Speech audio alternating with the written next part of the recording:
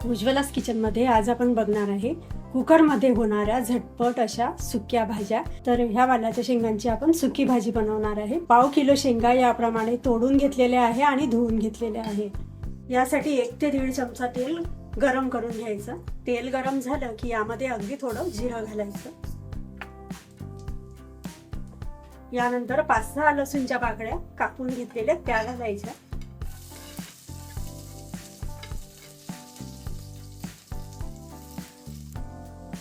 आता यामध्ये पाव चमचा हळद, 1 चमचा लाल मिरची पावडर, लाल मिरची पावडर ऐवजी हिरवी मिरची घातली तरी चालेल। त्यानंतर पाव चमचा धनेपूड,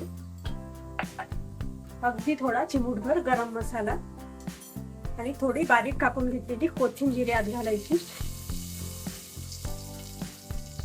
मिक्स करायचं। तोडून धुवून घेतलेल्या वालाच्या शेंगा घालायच्या।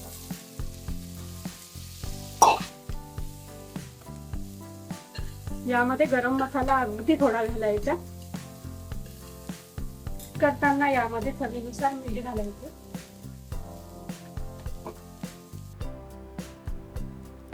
मिक्स करून झालं की यामध्ये अर्धी वाटी पाणी घालायचं आहे। स्टीलची जी छोटी वाटी असते त्या वाटीने अर्धी वाटी पाणी यामध्ये घालायचं आहे आणि पुन्हा मिक्स करून घ्यायचं आणि कुकरला झाकण लावून कुकरची 1 शिटी काढून घ्यायची।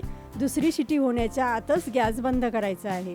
पण मात्र ही भाजी करताना कुकरवर लक्ष ठेवायचं, कारण 1 शिटी झाल्यानंतर लगेच आपल्याला काही सेकंदामध्ये गॅस बंद करायचा आहे। ही भाजी सुकी आहे त्यामुळे।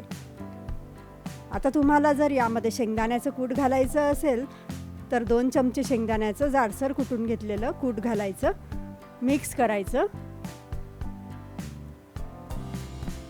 कोथिंबीर घालायची आणि ही बघा कुकरच्या 1 शिटीमध्ये वालाच्या शेंगांची सुकी भाजी बनवून तयार झालेली आहे। ही इंधन वाचवा रेसिपी आहे।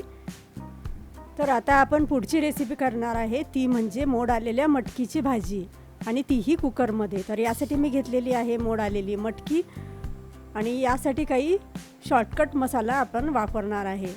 तर 1 वाटी घेतलेली आहे। वाटीमध्ये 1 चमचा लाल मिरची पावडर किंवा आवडीनुसार कमी जास्त, थोडी हळद, 1 चमचा धनेपूड, चिमूटभर हिंग, पाव चमचा गरम मसाला किंवा कुठलाही साठवणीतला मसाला आणि 3 ते 4 छोटे चमचे पाणी यामध्ये घालून असं मिक्स करून घ्यायचं। त्यानंतर कुकर गरम करून घ्यायचा। कुकर गरम झाला की यामध्ये तेल घालून थोडी मोहरी घालायची, थोडं जिरं,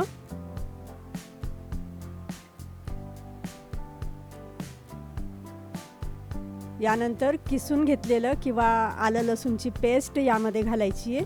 त्यानंतर 4-5 कढीपत्त्याची पाने, तयार करून घेतलेली मसाल्याची पेस्ट तेलावर घालून चांगली अशी मिक्स करून घ्यायची। त्यानंतर 1 लाल टोमॅटो बारीक कापून घेतलेला तो घालायचा, तोही मऊ होईपर्यंत तेलावर परतवून घ्यायचा आहे। थोडी कोथिंबीर घालायची आणि धुवून घेतलेली मोड आलेली मटकी यामध्ये घालायची। चवीनुसार मीठ, मिक्स करायचं।